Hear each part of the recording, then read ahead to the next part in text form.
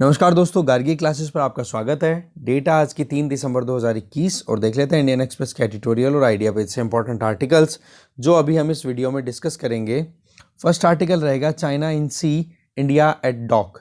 इस आर्टिकल में देखेंगे चाइना की जो मैरीटाइम प्रेजेंस है वो लगातार बढ़ती चली जा रही है और इंडिया के लिए चैलेंजेस होते चले जा रहे हैं। तो जानेंगे डिटेल में इस मुद्दे को। दूसरा आर्टिकल हम देखेंगे न्यू ज्योग्राफी ऑफ वेलफेयर। अभी जो नेशनल फैमिली हेल्थ सर्वे का जो डेटा आया है उसमें चाइल्ड स्टंटिंग में क्या परफॉर्मेंस रही है, बीमारू स्टेट्स ने क्या परफॉर्मेंस दी है, वो जानेंगे। और तीसरा आर्टिकल रहेगा कटिंग द फीडबैक लूप, कि पॉलिसी मेकिंग में जितना पॉलिटिक्स का रोल होना चाहिए उतना पॉलिटिक्स रोल प्ले नहीं कर पा रही है, तो उसके पीछे कारण भी जानेंगे और एक दो सॉल्यूशंस की बात भी करेंगे। ठीक है, तो देखते हैं, 3 आर्टिकल्स हैं, तीनों को डिटेल में। फर्स्ट आर्टिकल है China in sea, India at dock. देखो, एक सरप्राइजिंग एक फैक्ट अभी एक रिपोर्ट में निकल के आया था, जब ये पता पड़ा कि यूएसए के एक सैटेलाइट ने कुछ पिक्चर्स रिलीज़ की जिसमें ये था कि एक secret Chinese military facility develop की जा रही है यूएई के पोर्ट खलीफा पर, जो कि अनवारंटेड था, जिसके बारे में किसी को पता नहीं था। और फिर उसके बाद में यूएई के एस्टैब्लिशमेंट को भी पता पड़ा, तो उन्होंने चाइना को कड़े हाथ, मतलब एक तरीके से आड़े हाथों लिया और कहा कि भाई बंद करो, ये क्या काम कर रहे हो।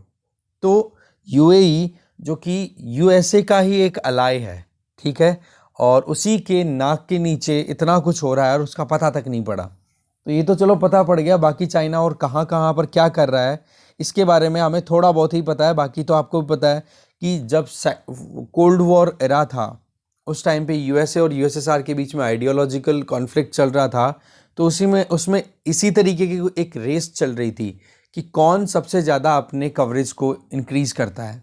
ठीक है, सेम लाइन पे अभी चाइना चल रहा है।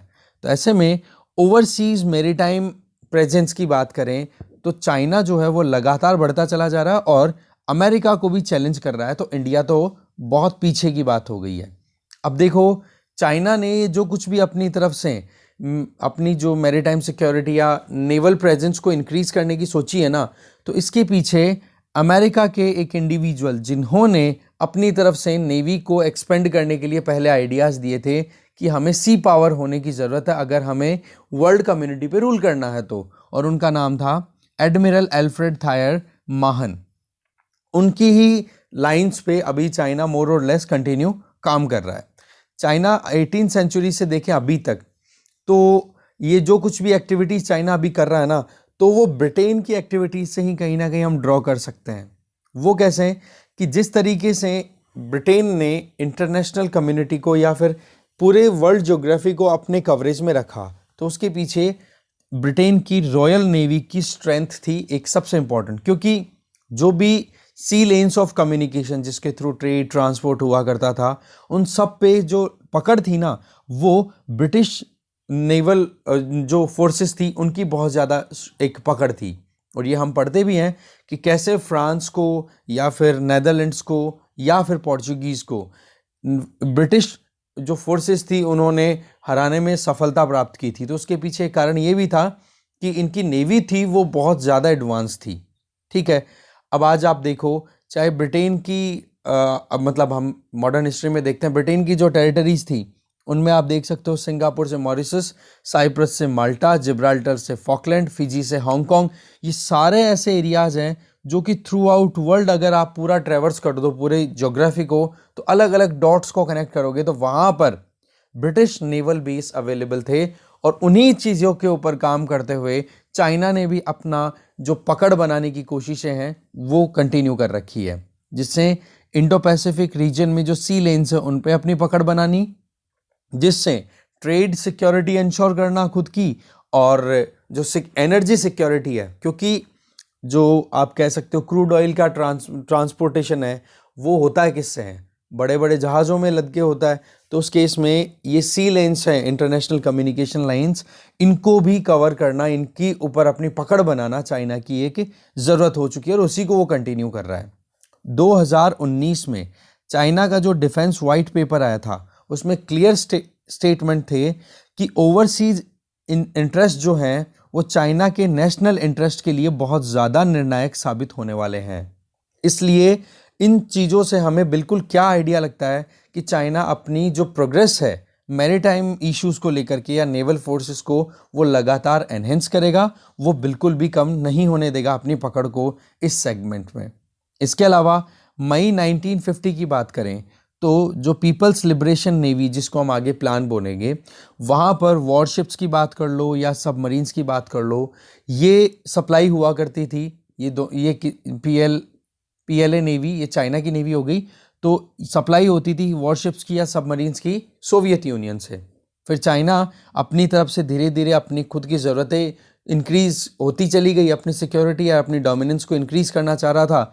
तो और साथ में अपना काम करने का जो तरीका था चाइना का, वो था गुरिल्ला वॉरफेयर, कि छुप करके मतलब एक तरीके से फिर अटैक करना, राइट। तो ऐसे में सबमरीन्स और इनकी ज़रूरतें बढ़ने लग गई, तो खुद का प्रोडक्शन भी एक डिमांड हो गई। तो शुरुआत में तो देखो चाइना में जो कुछ भी ज़रूरतें थी वो फुलफ़िल होती थी, वहाँ की खुद की जो कंपनीज थी, बेसिकली आप देखो तो सोशलिस्टिक पैटर्न पे ही काम करता रहा चाइना। सोशलिस्टिक का मतलब हो गया कि सरकारी कंपनियां ही काम करती रही उस पर, ठीक है, क्योंकि कम्युनिस्ट पार्टी थी। कम्युनिस्ट पार्टी के लीडर्स जो थे उनका सोचना ये था कि अभी भी जैसे आप देख सकते हो चाइना की जो कम्युनिस्ट पार्टी का यू टर्न हमने देखा, कितनी बार बात कर ली कि अभी जो टू बिग टू कंट्रोल, जैसे कि ये जो टेक्निकल जाइंट कंपनीज हैं, इनको कंट्रोल करना चाइनीज़ गवर्नमेंट के लिए मुश्किलें पैदा कर रहा है। तो उस केस में चाइना ने बड़ी जो जाइंट कंपनीज हैं उनके अगेंस्ट में कुछ एक रेस्ट्रिक्शंस लगानी शुरू कर दी। तो ये कम्युनिज्म या फिर आप कह सकते हो सोशलिज्म का पैटर्न हो गया, जहाँ पर सरकार अपने हाथ में रखना चाहती है सारी चीज़ों को। तो ये चीज़ पहले थी जब आप 1979 80 इससे पहले की बात करो, तो पूरा का पूरा कम्युनिज्म या सोशलिज्म पे काम चल रहा था, सरकारी कंपनियां काम करती थी। तो इतना ज़्यादा स्ट्रेंथन नहीं हो पाई थी चाइनीज़ नेवी जितना कि आज है। उसके पीछे कारण क्या है कि चाइना के जो लीडर्स आए, जिनमें आप देख सकते हो जनरल सेक्रेटरी हु जिनताओ, इन्होंने थोड़ा सा समझना शुरू कर दिया है। हु जिनताओ ने तो 2012 में अपनी पार्टी कांग्रेस में पहले ही कह दिया था कि मैरीटाइम सिक्योरिटी में हमें जब मतलब एक ग्रेट पावर के तौर पे निकल के आना है। तो ये चीज़ें शुरू जब हो जाती है जब चाइना ने अपनी जो मैरीटाइम सिक्योरिटी के लिए जो प्रोडक्शन होता था उसमें कॉरपोरेट सेक्टर को इन्वॉल्व करना शुरू कर दिया। दैट मीन्स प्राइवेट सेक्टर का इन्वॉल्वमेंट होना शुरू हो गया, जिसकी वजह से चाइनीज़ कैपेबिलिटीज़ अब बहुत हद तक आगे बढ़ गई हैं, इवन यूएसए को चैलेंज कर रही हैं सीधा, ठीक है। तो जो स्ट्रेटेजिक ऑब्जेक्टिव था कि चाइना की जो डिपेंडेंस है वो सीज पे बढ़ेगी, कारण कि देखो कोई भी अगर कंट्री राइज होता है इंटरनेशनली तो उसमें इकोनॉमिकल राइज, मिलिट्री राइज, वो सारे देखने को मिलते हैं। तो उसमें ट्रेड, एनर्जी, ये दो इंपॉर्टेंट रोल प्ले करते हैं किसी भी इकोनॉमी की ग्रोथ के लिए। तो इस चीज़ के लिए चाइना ने शिप बिल्डिंग को और ज़्यादा इंक्रीज किया और उसमें अब क्या कर दिया, कॉरपोरेट सेक्टर को भी एंटरटेन करना शुरू कर दिया। इसके पीछे एक और कारण था कि जापान और साउथ कोरिया, यहाँ पर शिप बिल्डिंग बहुत शानदार होने लग गई थी 1990s के टाइम पे। तब जाके चाइना ने अपने यहाँ पर जो आप कह सकते हो जो प्रोग्राम जो चल रहे थे मिलिट्री को स्ट्रेंथन करने के, नेवी को स्ट्रेंथन करने के, तो उसमें कॉरपोरेट सेक्टर को इन्वॉल्व कर लिया। तो यहाँ पर चाइना ने जो कुछ भी किया उससे हमारी लर्निंग्स भी पैरेलली चल रही है कि हमें क्या करना चाहिए ज़्यादा से ज़्यादा। फिर इसके बाद में चाइना ने जो अपनी शिप बिल्डिंग की इंडस्ट्री थी उसको स्ट्रेटेजिक इंडस्ट्री की कैटेगरी में डाल दिया कि ये बहुत ही ज़्यादा इंपॉर्टेंट है। और आज आप देखो चाइना में जो भी प्रोडक्शंस होते हैं शिप बिल्डिंग के अंदर, चाहे वो आप कार्गोज की बात कर लो या फिर नेवल शिप या फिर वॉरफेयर के लिए जो वेसल्स बनाने हैं, सबमरीन्स बनाने हैं, उसके लिए एक सिविल मिलिट्री इंटीग्रेशन के कॉन्सेप्ट पे काम कर रहा है। मतलब ये हो गया कि चाइना के जो लोकल लोग हैं, चाइना की जो बेसिक नीड्स हैं वो पूरी करने के लिए वो खुद से ही अपने खुद के शिप्स हैं वो बिल्ड करेंगे, चाहे वो मर्चेंट शिप्स हो, ट्रेडर्स जो यूज़ करते हैं, या फिर वहाँ पर आप कह सकते हो जो वॉरशिप्स हैं उनको प्रोड्यूस करना हो, या फिर आप कह सकते हो सबमरीन्स हैं उनको प्रोड्यूस करना हो। तो उसके लिए चाइना ने खुद के स्किल्ड मैन पावर को भी एनहेंस किया, उसको यूटिलाइज़ किया।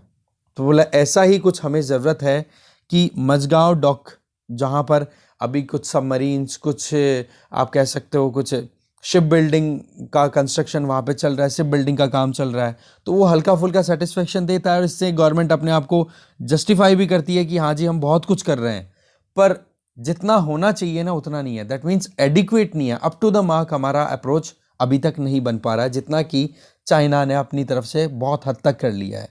इसके अलावा चाइना ने फर्स्ट जो होम बिल्ड एयरक्राफ्ट कैरियर है जिसका नाम है शेंडोंग, वो केवल 4 साल के अंदर अंदर तैयार कर लिया। अब आप देखो 4 साल के अंदर अंदर तो एयरक्राफ्ट कैरियर लॉन्च कर दिया चाइना ने, कमीशन कर दिया अपनी नेवी में, ठीक है। इसके अलावा असेंबली लाइन कॉन्सेप्ट के ऊपर काम करना, that means production, mass production के ऊपर ज़्यादा ध्यान देना, स्पीड से एक्टिविटीज़ को कंप्लीट करना। इसमें इसके अलावा आप देख सकते हो 30 टाइप्स 54A फ्री गेट, इस तरीके के जो इंस्ट्रूमेंट्स हैं या फिर आप कह सकते हो जो स्मॉल और लार्ज या मीडियम साइज़ के जो वेसल्स हैं वो चाइना 24 महीने में 30 डिलीवर कर चुका है। ये मानो कुछ हफ्तों के अंदर एक फ्री गेट लॉन्च या कमीशन कर दिया जाता है नेवी में चाइनीज़ इंडस्ट्री के द्वारा, तो स्पीड बहुत ज़्यादा है। जबकि दूसरी तरफ हमारे यहाँ पर फ्री गेट या डिस्ट्रॉयर्स, उनका कंस्ट्रक्शन और उसके कमीशन होने में, नेवी को हैंडओवर करने में 12 साल लग जाते हैं, जबकि चाइना को कितने साल लगे थे, सिर्फ 4 साल के अंदर तो उन्होंने अपना जो एयरक्राफ्ट कैरियर शेंडोंग वो नेवी में कमीशन कर दिया। तो 7 से 9 साल का तो नॉर्मल टाइम हमारे यहाँ पर लगता ही है, जो कि बहुत ज़्यादा लेथार्जी शो करता है।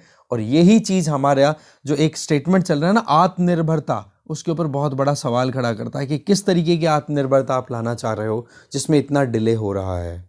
चाइना की एस्पिरेशन जिसमें वो मैरीटाइम ग्रेट पावर बनना चाहता है, उसमें अब कोई डाउट नहीं है, क्योंकि चाइना का जो बेल्ट एंड रोड इनिशिएटिव है और उसका एक पार्ट है मैरीटाइम सिल्क रोड, ठीक है ना, जिसके तहत वो मिलिट्रीली स्ट्रांग हो रहा है, नेवी को भी अपनी को बहुत ज़्यादा स्ट्रांग कर रहा है, ठीक है। और ये चीज़ अभी पेंटागन, दैट मीन्स यूएसए के भी लिए भी सरदर्दी बन चुका है, क्योंकि चाइना जो है वो 355 से ज़्यादा प्लेटफॉर्म्स तैयार करने के लिए रेडी है, जहां पर वो अपनी बैटल फोर्सेस हैं डिप्लॉय कर पाएगा, चाहे फिर उसमें कम्बटेंट मतलब अपनी स्ट्रेटजी हो, किसी भी दुश्मन को कंट्रोल करना, सबमरीन्स का डिप्लॉयमेंट हो, एयरक्राफ्ट कैरियर को वहाँ पर डिप्लॉय करना हो, या फिर मतलब ocean going amphibious ships, that means बड़े बड़े शिप्स। और ये सारा मतलब अब हर तरीके से अपनी कैपेबिलिटीज़ को राइज कर रहा है, जो कि आने वाले टाइम पे हो सकता है 460 तक पहुंच जाएगा। ये जो आप कह सकते हो इस कैपेबिलिटी, चाइना के जो इंपॉर्टेंट प्लेसेस 460 तक पहुंच जाएंगे, तो ये यूएसए को भी इग्नोर करेगा, यूएसए को भी सरपास कर जाएगा।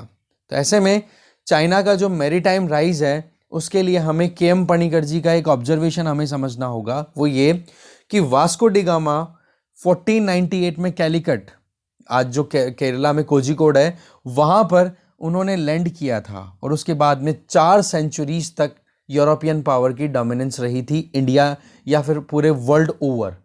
तो बोलो वही चीज़, कुछ ऐसी सिचुएशन अभी इमर्ज होके आ रही है। और अभी ये जो सिचुएशन है इसमें हमारे यहाँ पर भी बहुत कुछ हलचल हो रही है, पर उस हलचल का जो आउटकम होना चाहिए वो आउटकम हो नहीं रहा है जितना ज़रूरत है। तो हमें आज अगर देखें तो इंडिया ना तो कोई इकोनॉमिक ना कोई इंडस्ट्रियल मैनर में compete कर पा रहा है चाइना के साथ में, ठीक है, ना हमारे पास में नेवल कैपेबिलिटीज़ हैं एडिक्वेट, पर कम से कम इतना तो हमारे पास में होना ही चाहिए जिससे कि हम हमारे इंटरेस्ट को प्रोटेक्ट कर सकें, हमारे जो एरिया है, हमारा जो टेरिटोरियल वाटर्स हैं, उनको तो कम से कम हम प्रोटेक्ट कर सकें। इसके लिए हमें कैपेबल एनफ होना पड़ेगा, ठीक है ना। अब देखो ट्रेड है या एनर्जी है, एनर्जी ट्रैफिक, ट्रेड ट्रैफिक, इनकी बात करूँ तो सी लेन्स के थ्रू ही होता है, ये हमने शुरू से बात की है। तो इसके लिए देखो हमें हमारे खुद की प्रोटेक्शन को खुद को इंश्योर करना पड़ेगा, क्योंकि हॉस्टिलिटी लगातार बढ़ती चली जा रही है, चाइना अपनी तरफ से एग्रेशन दिखा रहा है, तो उसके लिए हम बिल्कुल भी इग्नोर नहीं कर सकते इन चीज़ों को। तो हमें क्या करना चाहिए कि हमारा जो इंडियन ओशन वाला एरिया है ना, इसमें जितने भी हमारे जो लाइक माइंडेड कंट्रीज़ हैं, जैसे कि ईरान में हमने चाबार पोर्ट को बीच में ही छोड़ दिया अभी, ठीक है, तो चाबार पोर्ट को जितना जल्दी हो सके उतना हमें फुल फ्लेजेड मैनर में, बीच में छोड़ दिया का मतलब हो गया कि प्रॉपरली हम ऑपरेट नहीं कर रहे हैं चाबार को, ठीक है, तो उसको ऑपरेशन में और एक्टिवली लेके आने की ज़रूरत है। मॉरिशस में अगलेगा पोर्ट है, उसको डेवलप और स्पीड से करने की ज़रूरत है। इसके अलावा मेडागास्कर, कोमोरोस, स्कोत्रा, ये ऐसे आइलैंड कंट्रीज़ हैं जहाँ पर हमें हमारी इंगेजमेंट को और ज़्यादा स्पीड अप से स्पीड अप करने की ज़रूरत है, तब जाकर के हम हमारी सिक्योरिटी इंश्योर कर पाएंगे। ठीक है, तो ऐसे में नेवल शेयर को हमें राइज करना होगा। जब भी जीडीपी में या डिफेंस का जो बजट एलोकेट होता है ना, जब भी बजट के टाइम पे, तो उसको हमें 12% से, नेवी का जो हिस्सा रहता है ना डिफेंस बजट में सिर्फ 12% रहता है, उसको 18 से 20% राइज करने की ज़रूरत है। इसके अलावा एक national strategy for maritime security तैयार करने की ज़रूरत है, जिससे कि हम प्रॉपर मैनर में एक कह सकते हैं ना कि हम कैसे हमारी जो कोस्टल एरियाज है उनको सिक्योर कर सकते हैं, उसके लिए पूरी एक डिटेल्ड डॉक्यूमेंटेशन तैयार होना चाहिए। साथ में हमारे पास में जो मैरीटाइम कैपेबिलिटीज़ हैं, उनको एग्जिस्टिंग कैपेबिलिटीज़ हैं उनको अपग्रेड करने की ज़रूरत है। चाहे वो शिप बिल्डिंग हो, चाहे मर्चेंट शिपिंग हो, चाहे पोर्ट्स को और अपग्रेड करने की ज़रूरत हो, या फिर जो आप कह सकते हो इंटरनेशनल सीज़ हैं, ओपन सीज़ है, वहाँ पर एक्सप्लोरेशन की बात करो या फिशरीज़ की बात करो, तो मैरीटाइम कैपेसिटी बिल्डिंग जो है वो हमारे लिए, अगर हम इसको मिस कर देते हैं ना हमारी मैरीटाइम कैपेसिटीज़ को, तो फिर ये हमारे लिए मुश्किलें पैदा कर देगा, जो कि क्लियर हो रहा है, एविडेंट है बिल्कुल। इस पूरे आर्टिकल में ये चीज़ हमने समझी कि कैसे चाइनीज़ मिलिट्री या चाइनीज़ नेवी का राइज होना सारे विश्व के लिए तो चिंता है ही, पर इंडिया के लिए भी ज़्यादा चिंता वाली बात है। ठीक है, आगे चलते हैं। नेक्स्ट आर्टिकल है न्यू ज्योग्राफी ऑफ वेलफेयर। ठीक है, new geography of welfare. Article को लिखा अभिषेक आनंद और अरविंद सुब्रमण्यन जी ने। देखो, इस आर्टिकल को स्टार्ट करने से पहले 3 ग्राफ्स दिए हुए हैं, वो हम समझते हैं। सबसे पहला तो न्यू वेलफेयरिज्म, इसका मतलब क्या है कि सरकार के द्वारा जो सैनिटेशन पे ज़्यादा जोर दिया जा रहा है, क्लीन कुकिंग जिसमें उज्ज्वला स्कीम जैसे स्कीम्स का प्रमोशन, और जो प्रधानमंत्री जन धन योजना जिसमें बैंक अकाउंट खुलाए गए, तो इन तीनों में देखा जाए तो परसेंटेज ऑफ पॉपुलेशन जो है वो 1992 के कंपैरिजन में 2020 तक पहुंचते हैं, तो लगातार राइज हो रहा है। इसका मतलब क्या हो गया कि जो तीनों सेगमेंट्स हैं इनमें लोगों का जो वेलफेयर होना है वो अच्छा हो रहा है। ठीक है, एक तो ये ट्रेंड आप देखो। दूसरा, स्टंटिंग की बात करें, स्टंटिंग का मतलब हो गया कि एज के हिसाब से बच्चे की हाइट कितनी जा रही है।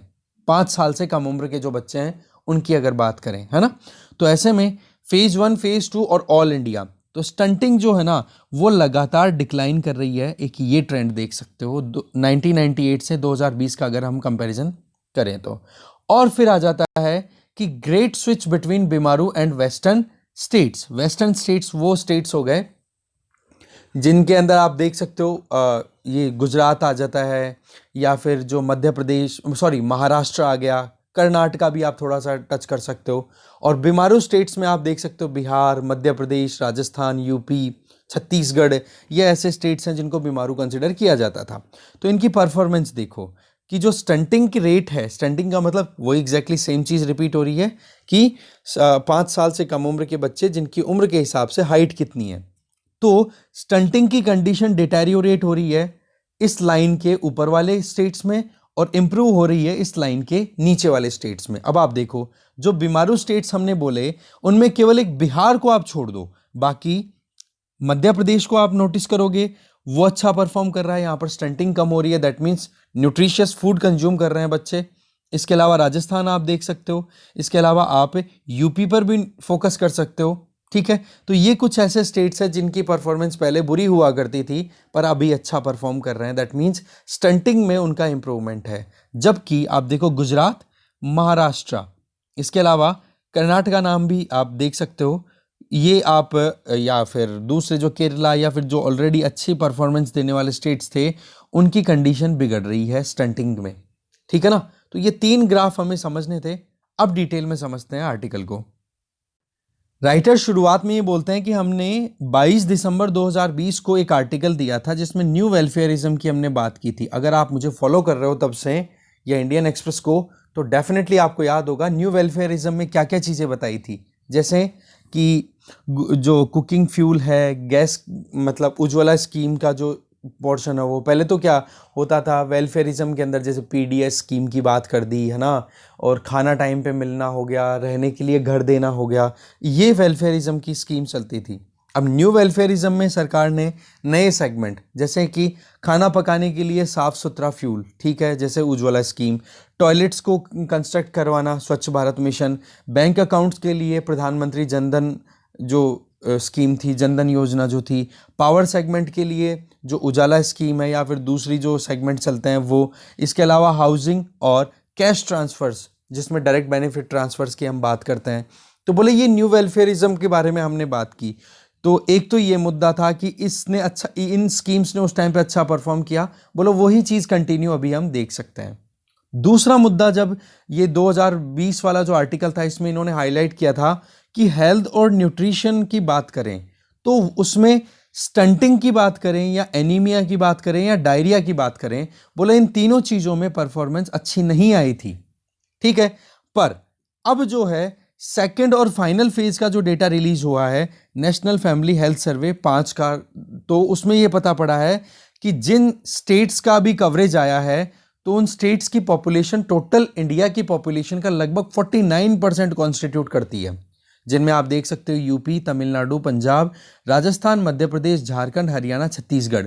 तो बोला ऐसे केवल हमने 11 स्टेट्स को और ऐड अप कर दिया तो ऐसे हमारे पास में full फ्लेजेडली national family health survey round 5 का पूरा डेटा अवेलेबल है। और उस डेटा के हिसाब से जो क्लियरेंस आ रही है, जो क्लियर चीज आ रही है वो ये कि वेलफेयरिज्म जो है वो तो बहुत ही अच्छा काम कर रहा है, जो कि हमने पहले भी बोला था कि हाँ सैनिटेशन की कंडीशंस है वो इम्प्रूव हुई है, कुकिंग गैस का जो पेनिट्रेशन है, उज्ज्वला स्कीम के बेनिफिट हैं वो बहुत मिल रहे हैं, गांव की औरतों के या फिर जो ज़्यादातर फीमेल्स हैं उनके बैंक अकाउंट खुल रहे हैं और वो बैंक एक्सेसिबिलिटी भी इंश्योर कर रही हैं। तो बोले ये चीज़ अच्छी है। पर हाँ, जो क्लेम किया जाता है कि जी ओपन डेफिकेशन फ्री इंडिया 100% हो चुका है, तो बोले ये कुछ ज़्यादा ही बड़ी क्लेम है। हाँ, उस तरफ हम प्रोग्रेस कर रहे हैं, 80 to 90% हम अचीव कर चुके हैं। ओडीएफ ओपन डेफिकेशन फ्री मतलब खुले में कोई भी शौच नहीं करता है, पर 100% नहीं कह सकते। तो कहने का मतलब न्यू वेलफेयरिज्म तो अच्छे से काम कर रहा है, एक तो ये पॉइंट बोल रहे हैं। दूसरा, चाइल्ड रिलेटेड आउटकम्स जिसमें स्टंटिंग, डायरिया, माल नरिशमेंट, ये 3 चीजें थी। तो बोला स्टंटिंग और डायरिया भी बहुत हद तक रिड्यूस होती हुई दिखाई दे रही है, जो कि अच्छी बात है अगर नेशनल फैमिली हेल्थ सर्वे की बात की जाए 5th राउंड की। ठीक है, जिसमें आप देख सकते हो कि चाइल्ड स्टंटिंग जो है, इन्होंने फर्स्ट राउंड में तो ये बोला था कि जी 2015 से लेकर के 2019 के बीच में चाइल्ड स्टंटिंग बिल्कुल स्टैग्नेंट है। स्टैग्नेंट का मतलब कि बच्चों की 5 साल से कम उम्र के वो बच्चे जिनकी हाइट उम्र के हिसाब से नहीं बढ़ रही है, वो परसेंटेज जो है पॉपुलेशन के रेशियो के हिसाब से एज इट इज बना हुआ है। पर जब अब फाइनल डेटा मिल गया है ना, तो राइटर्स का ये कहना है कि 2015 से अभी तक अगर देखें तो स्टंटिंग वो है ना, वो रिड्यूस हुई है। स्टंटिंग रिड्यूस हुई है, पर हाँ स्टंटिंग रिड्यूस होने की जो रेट है, हर साल कितना परसेंट रिडक्शन होना चाहिए, वो कम है। वो कैसे कि 2005 से 2015 के बीच में स्टंटिंग रिड्यूस होने की रेट थी 0.7% पर ईयर, जो कि 2015 से 2021 के बीच में कितनी रही, 0.3%। स्टंटिंग मतलब कमी हुई है, पर उस स्पीड से नहीं है जिस स्पीड से 2005 से 2015 के बीच में हुई है। दैट मीन्स एनकरेजिंग है डेटा। एक ये डायरिया की बात करें तो डायरिया में भी डेटा जो है वो बहुत ही ज़्यादा, आपके बहुत ज़्यादा का मतलब फेवरेबल है कि हाँ जी डायरिया के केसेस भी रिड्यूस हुए हैं। पर अगर एनीमिया की बात करें, मतलब जो खून में हम आयरन की कमी की बात करते हैं, या फिर एक्यूट रेस्पिरेटरी इलनेस जिसमें हम हमारी श्वास या फिर आप कह सकते हो ब्रीदिंग से रिलेटेड जो इश्यूज हैं, वो जो प्रॉब्लम है ना, उसमें हम लगातार डिटेरियोरेट कर रहे हैं, ये यहां पर रिवील होता है। फिर आगे इस वाले पैराग्राफ में उन्हीं ग्राफ्स को ही समझाया जा रहा है जो हम ऑलरेडी देख चुके हैं। खैर अब आगे चलते हैं। अब देखो जो लेटेस्ट डेटा हमारे पास में अवेलेबल है, तो ये डेटा अवेलेबल है वो अक्टूबर नवंबर 2020 से लेकर के मार्च अप्रैल 2021। दैट मीन्स इसमें आप देख सकते हो पेंडेमिक से पहले की परिस्थिति और पेंडेमिक के बाद में जो पीक सेकंड वेव आई थी, अभी कब की बात है, मार्च अप्रैल 2021 की। तो उस टाइम पे सर्वे किया था, जिसमें हमारे पास में जो डेटा अवेलेबल है उसी को हम अभी एनालाइज कर रहे हैं। ठीक है, तो जितना हमने सोचा था कि भाई परिस्थिति कोविड की वजह से और ज़्यादा बिगड़ सकती है, पर हुआ बोला उसके जस्ट उलट। कन्वर्ट्स का मतलब होता है उलट, जस्ट। ठीक है ना, जैसे एग्जाम्पल बताया जा रहा है कि ये हमने सोचा था कि तमिलनाडु या फिर जहाँ पर भी डेवलपमेंटल अगर हम प्रोग्रेस देखें तो जहाँ पर अच्छी खासी है, बोलो उन स्टेट्स में हमने एक्सपेक्ट किया था कि वहाँ पर इतना इफेक्ट नहीं आएगा इन जो भी सिचुएशन का, जो बिगड़ती हुई परिस्थितियाँ उनका। पर ज़्यादातर हमने नोटिस किया अभी जो फाइनल डेटा मिला उससे कि जो लोग बैकवर्ड थे, जो स्टेट्स बैकवर्ड थे, वहाँ पर तो परफॉर्मेंस अच्छी मिली है, और जो ऑलरेडी अच्छी खासी परफॉर्मेंस दे रहे थे वहाँ पर वीकर परफॉर्मेंस आई है। जैसे कि तमिलनाडु का एग्जाम्पल ले रहे हैं कि यहाँ पर जो सेक्स रेशियो एट बर्थ, जन्म के टाइम पे लड़के और लड़कियों की संख्या कितनी है, उसमें देखा जाए तो तमिलनाडु में मेल्स हुआ करते थे 954, मतलब 1000 मेल्स पे 954 फीमेल्स हुआ करती थी 2015 में जन्म के टाइम पे, जो कि अभी घट करके एक सेकेंड, हाँ, 878 हो चुकी है 2020 में। तो आप इसका मतलब क्या समझते हो कि एक तरीके से सेलेक्टिव अबॉर्शन बहुत ज्यादा हुआ है तमिलनाडु में, यह क्लियर कहा जा सकता है। इसके अलावा राइटर यह भी बोल रहे हैं कि अगर नेशनली देखें ओवरऑल, तो ओवरऑल पॉपुलेशन में तो 1033 लड़कियां हुआ करती थी 2015 में 1000 लड़कों के कंपैरिजन में जन्म के टाइम पे, जो कि बढ़कर के 1088 हुई है। तो आप ये देखो कि नेशनली तो हमारे यहां पर 1000 अगर लड़के पैदा हो रहे हैं तो उनके कंपैरिजन में 1088 लड़कियां पैदा हो रही हैं, जबकि तमिलनाडु जैसे डेवलप्ड स्टेट में 878 लड़कियां ही पैदा हो रही है। इसका मतलब सेलेक्टिव अबॉर्शन प्रेवलेंट है वहां पर, चल रहा है वहां पर, जो कि गलत अपने आप में सरप्राइजिंग है, राइट। इसके अलावा स्टंटिंग की बात भी कर लो। आज मध्य प्रदेश, ये जो है यहाँ पर, यहाँ मध्य प्रदेश की बात कर लो, उत्तर प्रदेश की बात कर लो, छत्तीसगढ़ की बात कर लो, ये ऐसे स्टेट्स हैं जिनकी परफॉर्मेंस गुजरात, कर्नाटक, महाराष्ट्र से अच्छी आ रही है। अगर स्टंटिंग की बात भी करें, राजस्थान, उड़ीसा, ये भी गुजरात, कर्नाटका, महाराष्ट्र, वेस्ट बंगाल जैसे स्टेट्स से अच्छा परफॉर्म कर रहे हैं। इसका मतलब जिन स्टेट्स को हम बीमारू बोला करते थे, उन स्टेट में केवल एक बिहार को छोड़ दो, बाकी वो स्टेट्स अब फिसड्डी नहीं है, लैगर्ड्स नहीं है, वो अब अच्छा परफॉर्म कर रहे हैं। लैगर्ड्स तो अब गुजरात, महाराष्ट्र, कर्नाटका जैसे स्टेट्स हो चुके हैं। तो ये एक मुद्दा यहां पर और बताया जा रहा है। इसके आगे आप देख सकते हो कि चाइल्ड स्टंटिंग मैट्रिक की अगर बात करें, ठीक है ना, मतलब कि बच्चों के अंदर जो उम्र के हिसाब से हाइट की जो कमी है उसको अगर देखें तो बीमारू स्टेट्स या फिर जो मिड पेनिनसुलर या वेस्टर्न स्टेट्स हैं वहां पर अच्छा परफॉर्मेंस आ रहा है, जिसकी हमने बात कर ली। यूपी, एमपी, छत्तीसगढ़, राजस्थान ये बढ़िया परफॉर्म कर रहे हैं, ठीक है। जबकि आप देख सकते हो इन स्टेट्स की इकोनॉमी ने बहुत ज्यादा क्राइसिस का सामना किया है 2015 से 2021 के बीच में, ठीक है। फिर बाद में ये बात आ जाती है कि इसमें अगर कोई भी पॉलिटिकल पार्टी अगर चेस्ट थंपिंग करना चाहे कि हाँ हमारे राज में इतना अच्छा हुआ है, तो ऐसा कुछ नहीं है। राजस्थान में जो कुछ भी हुआ है अच्छी परफॉर्मेंस का कारण, तो वो कांग्रेस के अंडर है। एमपी, हरियाणा में बीजेपी की सरकार, बीजेपी में बीजेडी की, बीजू जनता दल के अंडर में, यूपी में एसपी और बीजेपी दोनों के अंडर में, गुजरात में जो डिक्लाइन देखने को मिला है वो बीजेपी की सरकार के नीचे, वेस्ट बंगाल में तृणमूल कांग्रेस के नीचे, और तेलंगाना के अंडर में तेलंगाना राष्ट्र समिति टीआरएस, ठीक है, उसके अंडर में हुआ है। और कुछ ऐसे स्टेट्स भी हैं जहां पर मोर और लेस स्टंटिंग का जो लेवल है वो बिगड़ा नहीं, मेंटेन रहा है। तो बोलो वहां पर कुछ और इशू हो सकता है। तो ये मुद्दा था जिसमें हमें डिटेल में देखना था कि क्या नई ज्योग्राफी बन रही है वेलफेयर सिस्टम की, ठीक है। आगे चलते हैं। नेक्स्ट आर्टिकल है, देखो, कटिंग द फीडबैक लूप। देखो इस आर्टिकल को लिखा है रुचि गुप्ता ने। देखो इनका ये कहना है कि जब कभी भी किसी भी डेमोक्रेटिक सिस्टम की हम बात करें तो वहाँ पर हम सरकार को इलेक्ट करते हैं, और सरकार को इलेक्ट करने का जो तरीका है उसमें मेन थीम है वो रहती है रिस्पॉन्सिबिलिटी एंड अकाउंटेबिलिटी रूलर्स की फिक्स करना, जिससे कि हम टाइम टू टाइम वोट देते रहते हैं और उसके हिसाब से काम होता रहे। अब देखो हर 5 साल में इलेक्शंस होते हैं, नो डाउट वो अकाउंटेबिलिटी फिक्स करते हैं, और जो भी पॉलिटिशियंस हैं, जो भी रूलर्स हैं, उनको जनता के वेलफेयर के लिए काम करना पड़ता है, उसमें कोई डाउट नहीं है। पर हर 5 साल के लिए वोट तो हर 5 साल में एक बार होते हैं, बट बीच का जो इंटरवल टाइम है वहां पर कौन अकाउंटेबिलिटी फिक्स करेगा रूलर्स की, उसकी वो ड्यूटी किसकी बन जाती है, जो ओपोजिशन में हमारे जो रिप्रेजेंटेटिव्स बैठते हैं वो, कि ओपोजिशन पार्टीज हैं वो रूलिंग पार्टी की अकाउंटेबिलिटी फिक्स करेंगे। ठीक है, क्योंकि हमारे यहाँ पर पार्लियामेंट्री सिस्टम है। पार्लियामेंट्री सिस्टम में आपको पता ही है कि जी एग्जीक्यूटिव्स हैं वो लेजिस्लेचर के लिए रिस्पॉन्सिबल होते हैं, तो उस केस में एग्जीक्यूटिव्स के ऊपर सवाल उठाना लेजिस्लेचर की ड्यूटी बनती है और वहाँ पर अपोजिशन पार्टी का बहुत इंपॉर्टेंट रोल होता है।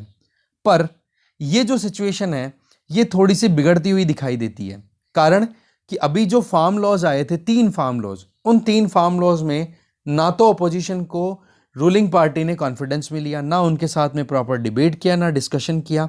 तीनों फार्म लॉज ला दिए और उनको ऐसे इंप्लीमेंट करने की कोशिश की कि बस कैसे भी करके वो काम हो जाए, बस जो रूलिंग पार्टी है वो एकदम परफेक्ट है।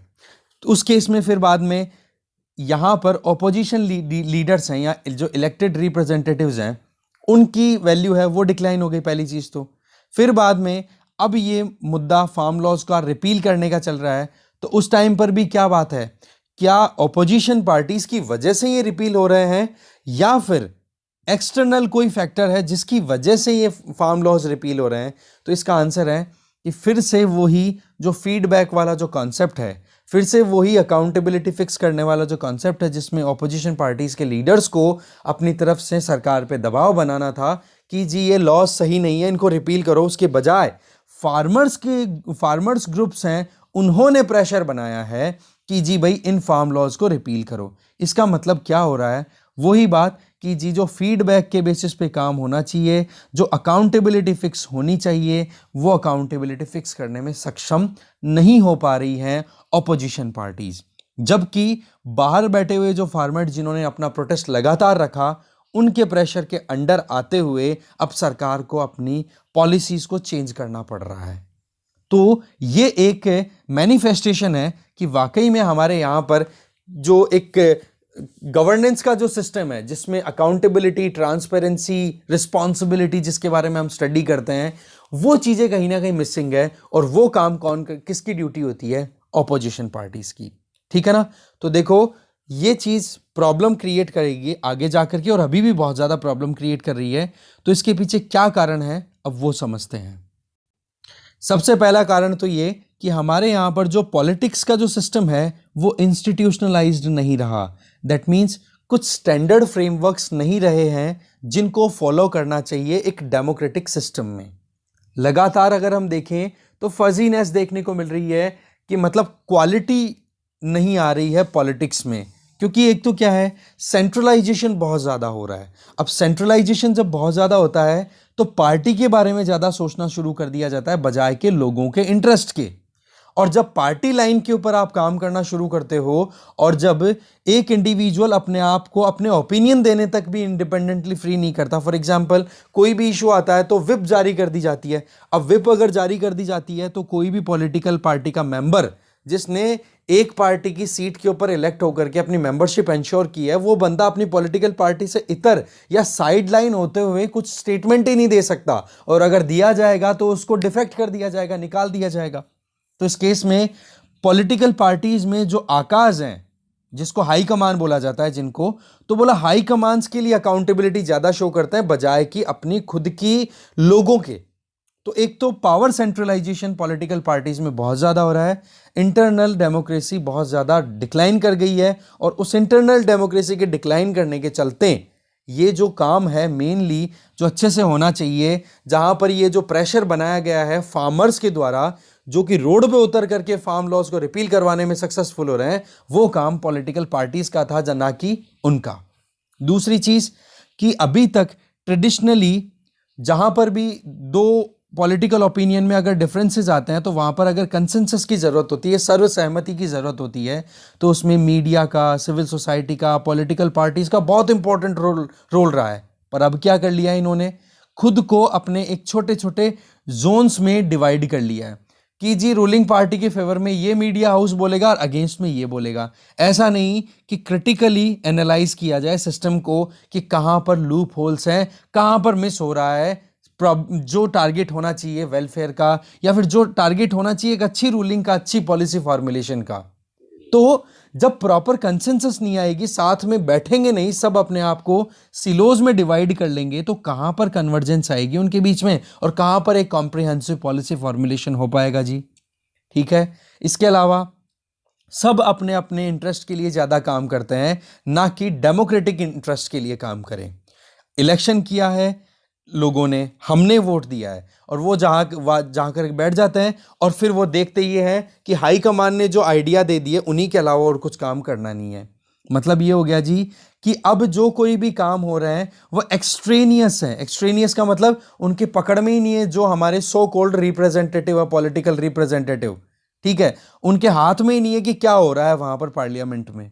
ठीक है, तो इन चीजों को हमें करेक्ट करने की जरूरत है कि सिस्टम को हम इंस्टीट्यूशनलाइज करें। ठीक है, इसके लिए देखो क्या किया जा सकता है, क्योंकि जो सेंट्रलाइजेशन हो रहा है ना पावर्स का, उसकी वजह से प्रॉब्लम आ रही है। क्योंकि जब आप जितने मेंबर्स हैं, जिन लोगों ने किसी भी पॉलिटिकल पार्टी XYZ कोई भी हो, चाहे बीजेपी, कांग्रेस, चाहे तृणमूल कांग्रेस, कोई सी भी हो, हर जगह पे जो लोग ज्वाइन करते हैं वो केवल और केवल एक इंडिविजुअल चेहरा बना करके और फिर बाद में वहां पर पॉलिटिकल पार्टी को ज्वाइन करते हैं। और इसकी वजह से फिर क्या होता है, पार्टीशनशिप हो जाती है। पार्टीशनशिप का मतलब पॉलिटिकल पार्टी ने जो कुछ भी कहा वो ही करना पड़ेगा, हाईकमान ने जो बोल दिया वो करना पड़ेगा, पब्लिक इंटरेस्ट गया भाड़ में। ठीक है, तो इससे क्या नुकसान ही है, वो खुद जो पॉलिटिकल रिप्रेजेंटेटिव हैं वो भी अपनी बात नहीं रख सकते हैं, और अल्टीमेटली जो एक डिबेट, डिस्कशन, डेलिब्रेशन जो पार्लियामेंट में होना चाहिए, उसकी बजाय केवल एजेंडाज को प्रमोट किया जाता है, केवल अपने प्रोपोगेंडाज को प्रमोट करने की बात की जाती है। इसका नुकसान अल्टीमेटली एक इंडिविजुअल को, हमारे जैसे इंडिविजुअल्स को उठाना पड़ता है कि कितना मुश्किलों से तो हम पैसा कमाते हैं और उस पैसे से टैक्स पे करते हैं। उस टैक्स पे करने के बाद में ये जो एक्सचेकर है, फॉर एग्जांपल गवर्नमेंट, या फिर जो पॉलिटिकल पार्टीज जो पार्टिसिपेट करती है पार्लियामेंट में, वो लॉज बनने देती हैं, और लॉज बनने के बाद में फिर उन्हीं लॉज को रिपील किया जाता है।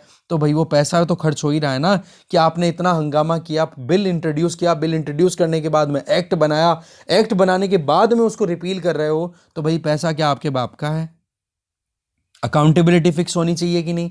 सवाल क्या आ जाता है यहां पर कि जी सिस्टम में जो फीडबैक का सिस्टम है वो बिल्कुल खत्म हो रहा है। जो पॉलिटिकल पार्टीज का जो रोल है, एक तो देखो रूलिंग में बैठे हैं वो तो ठीक है, वो तो सरकार काम करेगी अपने हिसाब से, पर सवाल ये है कि जो अपोजिशन में बैठे हैं उन लोगों का भी काम अच्छे से होना चाहिए, और इसके लिए देखो डिसेंट्रलाइजेशन होना चाहिए। दैट मीन्स जो इंडिविजुअल 18 लाख 25 लाख लोगों को रिप्रेजेंट करने के साथ में इलेक्ट होकर के जा रहा है, उस इंडिविजुअल को बोलने का मौका तो मिलना ही चाहिए।